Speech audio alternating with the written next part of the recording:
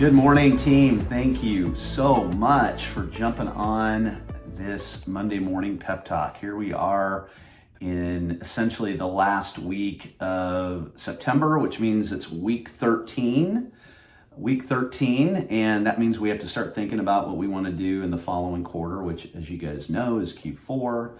And on this 249th episode of my Monday Morning Pep Talk, I will continue my Fly Light series of calls to put an emphasis on strategies that will bring real estate advisors and entrepreneurs a predictable return on investment, both in time and money. And on this episode, I will discuss CRM and relationship management techniques that will feel authentic and will help you connect with your clients. And your clients want to connect with you in a manner that does not feel like marketing. They respond to thoughtful gestures, and they want to be proven. They want it proven that you care about them, right? Which you do, but thoughtfulness is how you do that. Now, with that being said, I've always believed that you cannot automate thoughtfulness. You just can't. Before I jump into the meat of this call, I want to remind you of my professional purpose, and that is to help you, the full service, full fee advisor, optimize your productivity and help you become the best version of yourself. Why? Because happy advisors sell more real estate.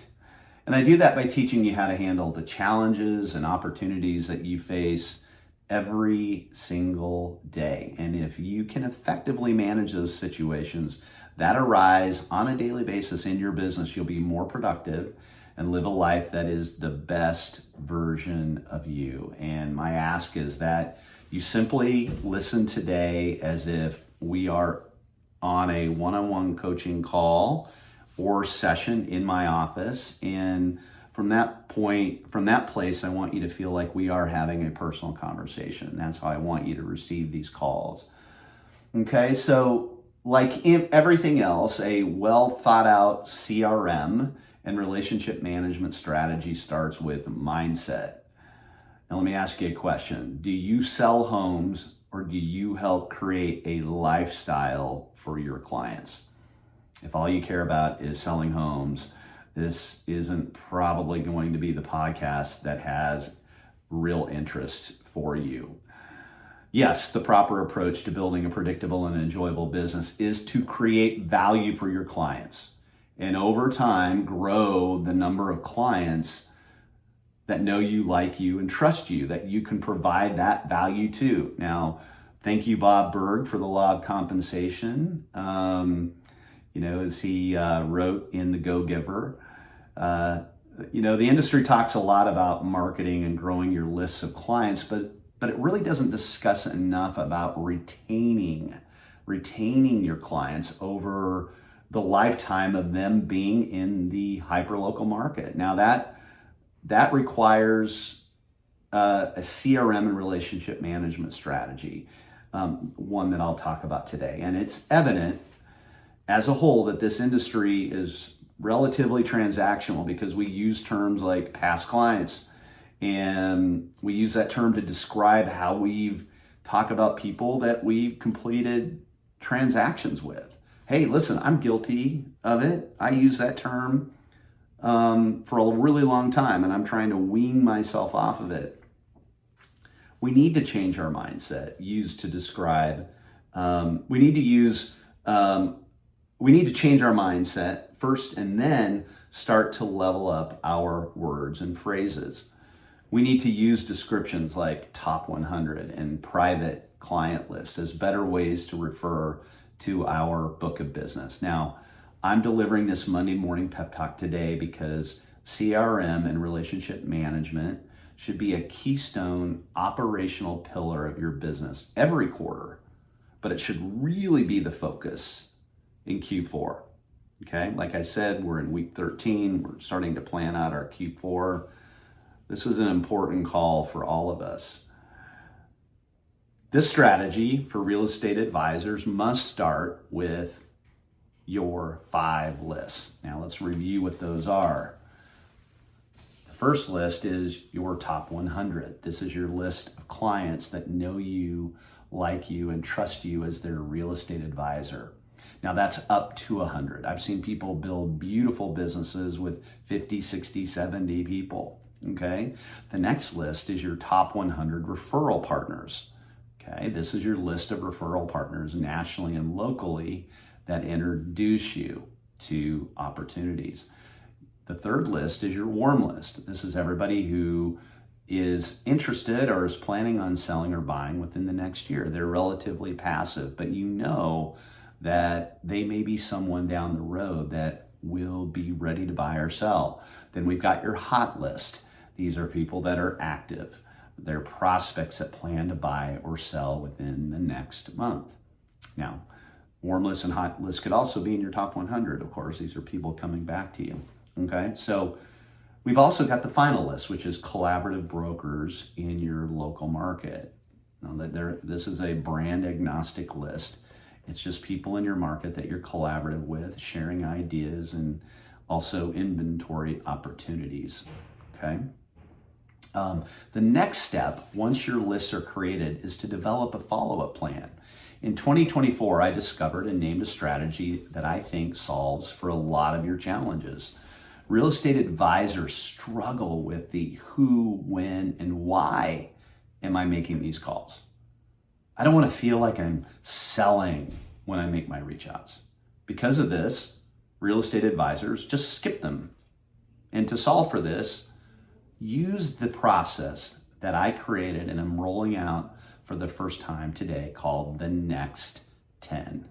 It's a super simple approach at looking at your 5 list, identifying intuitively your next 10 touches and putting this process on repeat, like literally for the rest of the time you're in the business. By intuitively selecting your next 10, you are adopting a process that a predictive CRM or AI options cannot yet solve for. And those are the options that don't consider the one-off random conversations you've had in person, okay? Intuitively, you know who needs your touch because of the length of time in between those touches. Use the next 10 process to solve for that, okay? Okay, so this is how the next 10 works. Within your list, your clients should be tagged relationship or all business to better describe the type of relationship those clients, or the type of relationship you have with those clients and what they need from you. Okay, so let's think about these tags. First tag is hashtag relationship client. Okay, hashtag relationship client. This client is open to coffees, lunches, dinners, and client events. In fact, they appreciate it. They like you and they want to stay in contact with you. And they almost in some ways expect a relationship with you. Okay. Then you've got the all business client. So let's use that hashtag all business client. This client is more standoffish. They're busy, but they want data. They want updates on the market. And they want you or need you when they're ready to discuss certain things about their property with you. Response time is super important to them. It doesn't mean they're less loyal. It really doesn't. In fact, it means that they really just want to interact with you differently, okay? They're much more all business. That's why we have that tag. The better you understand your clients, the more effective your communication will be, and therefore increase your retention. Okay, there's that word, retention, retain, and conversion rates. Use tags to build out specific characteristics within each CRM contact. So as you move through those contacts, one by one, you're improving the overall quality of that contact. The higher the quality of contact, meaning the actual contact in the CRM, the better and more effective you're going to be at communicating. So this is where the intelligence comes in. Each contact should have everything possible that you can and want to know about that individual client. So here's some proven techniques to use when communicating with your top 100. I really like it when you pull a weekly hot sheet, okay, with all the closed sales in the market. And it doesn't even have to be a hot sheet. It could be that you're out and about in your marketplace, and you identify a quote unquote comp property that has closed escrow or just went under contract. Maybe you have some inside information that it went under contract with 5 offers or whatever it might be. That comp fits the property owned by one of your top 100, right? So as you're walking through the home or you see the home, you're like, oh, I need to call Mr. and Mrs. Seller or Mr. and Mrs. Top 100, and just simply, contact them via, call or text or email, and let them know that this property closed, and let them know how it impacts their pricing. So it could be that, it was listed for, and closed for right around 1.4. And you now, based on that information, you can give that client an update on what you think their property is worth, okay? And you can suggest that they use it to update their financial statement based on the information that you just provided. So that's important and works for both the relationship clients and the all business clients, all right?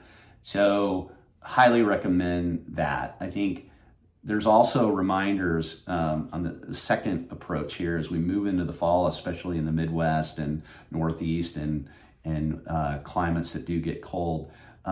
Seasonal reminders are really helpful. We live here in Chicago where we have a lot of roof decks that have irrigation. And there's always stories every year of people forgetting to turn off their irrigation and the water or the pipes freezing. We've seen entire buildings flooded because somebody didn't know or forgot to turn off their irrigation on their roof deck. And what an opportunity for you as a real estate broker in a colder weather climate to just call and remind them to turn off their irrigation. It's not even roof decks. If it's underground irrigation, those can freeze up too if they're not blown out. So there's opportunities for especially the newer homeowners, the ones that are not as experienced in home ownership, to really build that relationship through some seasonal reminders. That was just an example, but this is a great time of the year to do it. Number 3, birthday recognition. I don't know if there's any downside with this. I've heard I really build a business on the authentic recognition of people's birthdays. I still hear from advisors that this is their best ROI, their best follow-up that they do, because who doesn't love to be recognized on their special day, right? A simple handwritten note, a key being handwritten, and some form of a gift card. I think coffee gift cards work really good. There's no downside with getting a handwritten note in the mail with a gift card, okay? Now, again, your clients and what might work for them, but you've also got to realize that it's on the birthday recognition. These are some of your top clients, your platinums and your golds, maybe a dinner or a lunch or, another kind of gift might be more appropriate. But anyway, birthday recognition, there's just no downside with it, okay? And then number 4, seasonal gifting campaigns. All right, we can go down a major rabbit hole here, going into details, but I really love gifting or seeing these programs around Thanksgiving. I just don't think a lot of people gift that time of year, and I think you can really stand out. Team, we're only 6 weeks away from those needing to go in the mail, okay, or 7 weeks. So that's going to fly by. Make that part of your Q4 strategy, your Q4 business planning. Number 5, intentional gifting or recognition around major life changes. It's one thing that's really nice about social media is that you can gain intelligence based on what's going on in people's lives.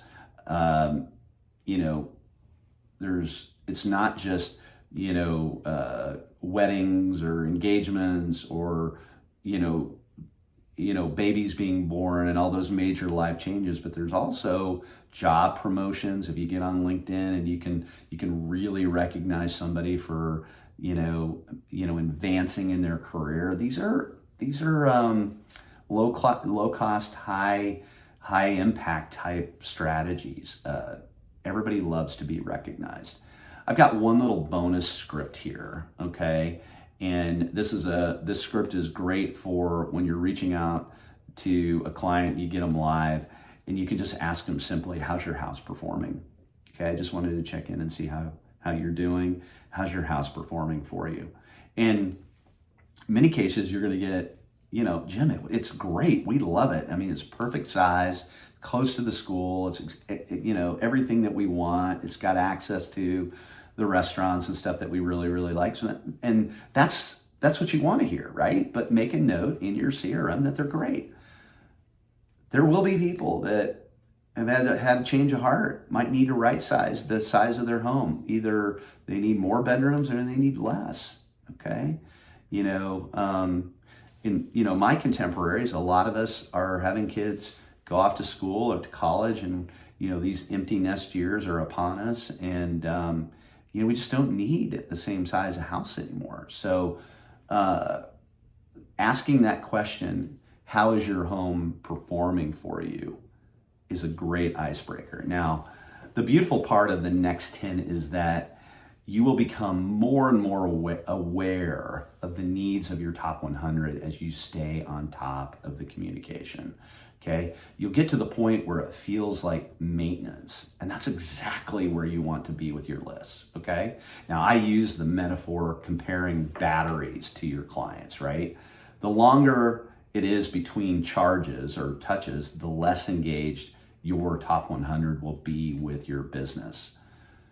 The higher the charges of your top 100, the more introductions you'll receive. The goal is to take care of your clients in such a way that they want to become an advocate or a salesperson for your business. If you don't do the touches, if you don't follow up, research shows that you lose 10% top of mind brand placement with a client each month. Each month you go without a touch. 10%. Think about that. Now, as we knock on the door of Q4, I suggest you do the following, okay? Go pick up Unreasonable Hospitality by Will Guidara. If you've read it, many of you have read it, reread it, get you focused, get you motivated, okay? Start building out your list if you've not already, or prune them, okay? And then start using the next 10 strategy while you're building the list, while you're pruning your list, okay?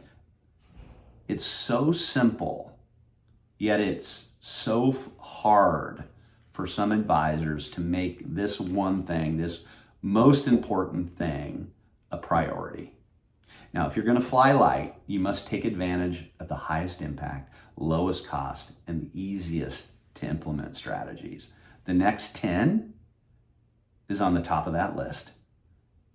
Being thoughtful is underappreciated. Just don't try to automate it. Okay? Team, thank you. I appreciate you getting on today. If you're not getting my emails, email me at jim@askjimmiller.com to get on the list. Each weekly email is going to have these really important hyperlinks in the body of the transcript that will take you into more detailed content that I've produced over the past. And it's quite a bit, as you've noticed. So I appreciate you. Like I said, have a great week, and we'll be back on next Monday. Thank you.